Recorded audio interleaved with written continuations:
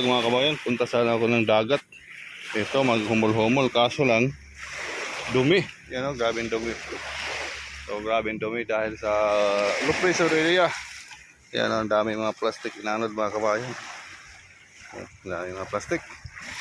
Subukan pa rin natin maghumol-humol mga kabayan. Para lang ano, maganda kasi itong dagat pag humol-humol. Malakas pa rin alon. Ang daming hugaw.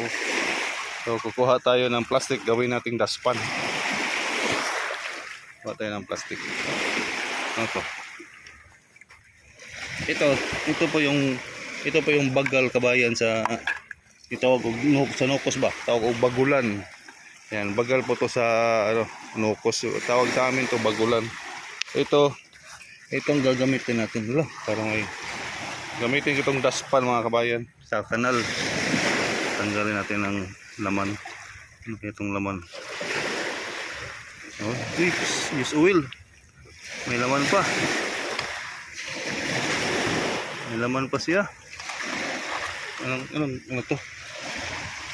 May laman pa. Tingnan natin mamaya. Mayroong lubi oh.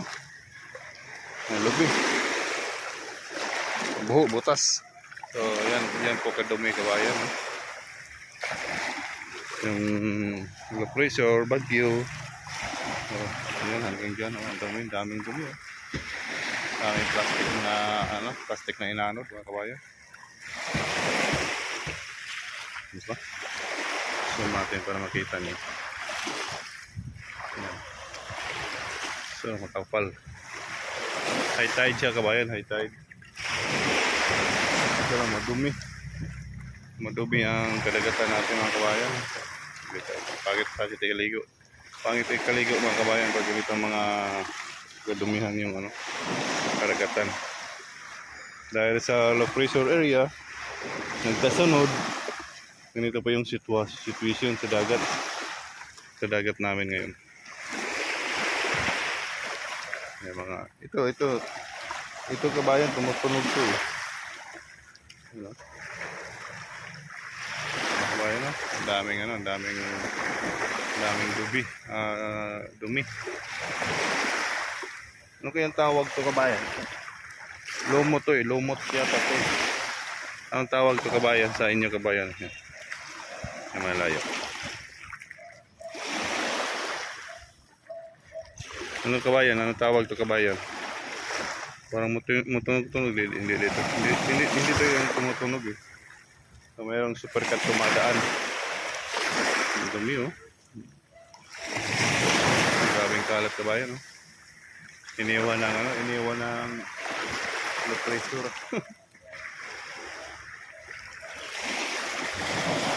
Ang dumi ng dagat. So, walang namimingwit. May laman pa eh.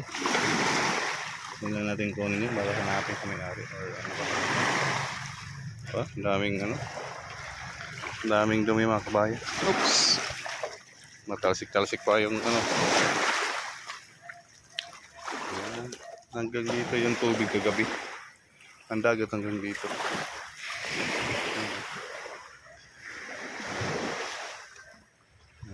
Mga bottles, plastic na bottles, pinalot ng baha.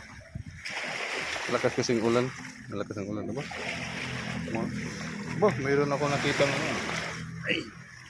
Mayroon ako nakita kabayan na styrofoam kabayan, styro. May nakalagay siya. Mars ko noon nakalagay, parang mundo ko eh. Yan oh. May nakasulat Mars. Ito yata ang mundo ko na natatapon na eh. Yan po, shout out no. Sino mang may-ari sino mang sumulat nitong Mars na to. Planeta ko po yun ha. Yung kalaman ha. Hindi yung pangalan ha. Ano bang ginagawa nyo sa planeta ko? Hintayin nyo ang pag-uwi ni Rick TV sa aking planeta. Kung malaman ko, may kalalagyan. Joke lang po yun ha. So, meron po ako nakita. Joke lang po yun kabayan ha. Kung may nakita po akong Mars. Ano to? Lumulutang-lutang ko eh. Tapon natin si Mars. Itapon natin si Mars sa karagatan. Mars, Kitapon kita ha. Ayan na. Ayan, lumutaw na si Mars. Oh. Yan po si Mars. So yan po yung kadumihan pag ano. Lakas kasi pag ulan. Pag umuulan kasi malakas ang ulan. Kahapon, nagdamag ang ulan kahapon. Kaya yun yung sitwasyon. Yung mga dumi. Inanod sa dalampasigan. Yung mga dumi. Oh. Ang daming dumi. Ang daming dumi mga kabayan. Saan pa ako nakita yan, gawin ko sana ng ano eh, pangtimba sa kanal, kaso may laman, hindi ko iwan ko na lang yan. Ano kaya to?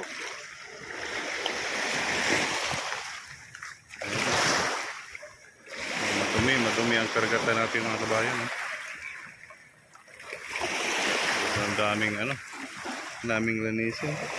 Ako mahilig kasi ako dito sa dagat, kaya gusto ko dito, pag magtambay ako dito, maganda talaga, malinis, para sarap maligo. Dahil kasi sa low pressure area, ayun yung situation. Ang daming dumi. Ito po yung sitwasyon pag low pressure area sa amin, pag magbagyo. Lalo na magbagyo, yun po yung dahilan. Ganito po yun. Medyo marami. Hindi lang medyo, marami talaga. Hanggang dito na lang mga kabayan. Thanks for watching.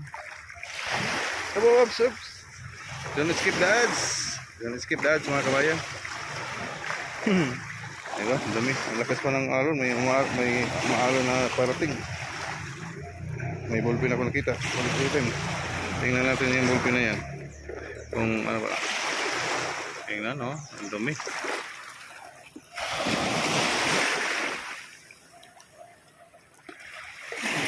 Okay mga kabayan, thank you for watching. Bye-bye.